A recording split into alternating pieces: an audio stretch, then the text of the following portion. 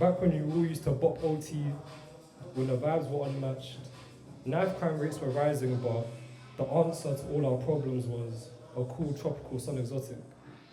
The schedule was GRM daily and everyone stepped out in fresh white Air Force Ones because people used to dig that. We come to a cutscene of a couple youths chomping and chowing away their munch in a rundown chicken shop. Back before Brexit done messed up the economy, when a pound could get you a sterling, 3 wings and chips galore. Back before, when the only politics that man them were concerned with were their own teams' score, arguing about football as if they were about to go to war. Mouths half full, yet bellies still rumbling for father figures and validation.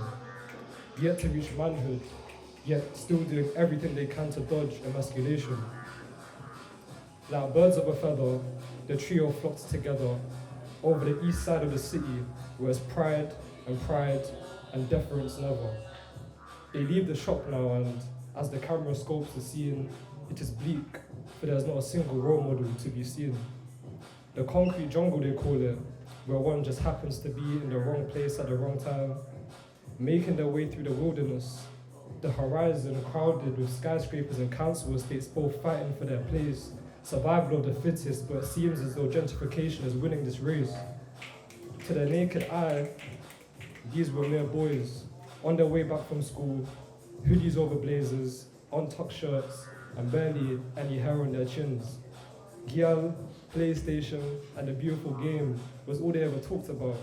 None of them could do so much as her to fly, with this being known without a doubt.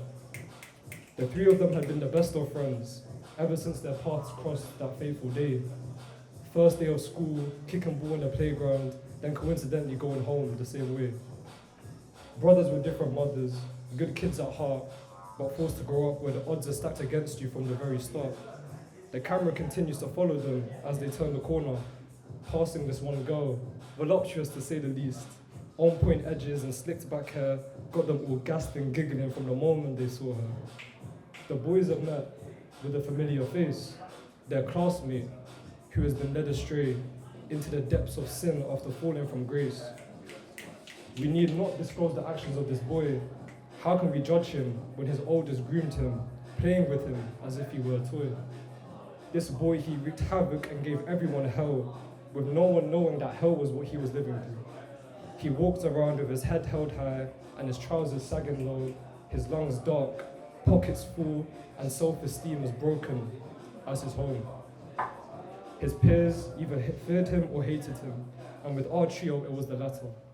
Pale as though he had seen a ghost, scrawny and backed up against the post, with a figure towering over him doing the most, pushing and cussing and shoving, leaving the boys engrossed.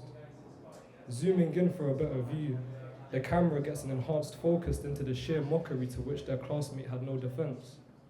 The boys stood there cackling at the humiliation ritual he was going through, making cheap jokes, all at his expense.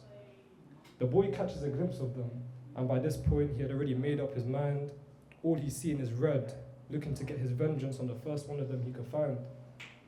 An eye for an eye, a tooth for a tooth, is how the saying goes. These boys weren't the ones to harm him, but as I said, in the streets, it's pride and deference never, and so retribution was what he chose. End scene. The next day rolls around and our trio are walking to school the same way they always have. Their houses all within the same 2-minute radius. Just another day in the hood, or so it seems. Hoodies still over blazers, shirts still untucked, and facial hair still yet to sprout its seeds. But suddenly, it was as if the summer sun became an eclipse and the darkness began to seep through the cracks in the pavement.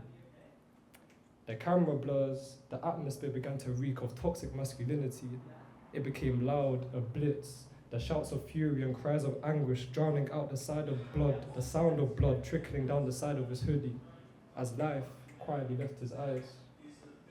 Sirens blaring, footsteps pacing, time standing still. A cycle of unchecked violence, a sickness glorified, romanticized, leaving the ends perennially ill. The concrete jungle, they call it, where one just happens to be in the wrong place at the wrong time. Having regained focus, the camera zooms back in for a final shot. There is no longer a trio, but a duo, and the summer of 019 was no longer hot. Thank you.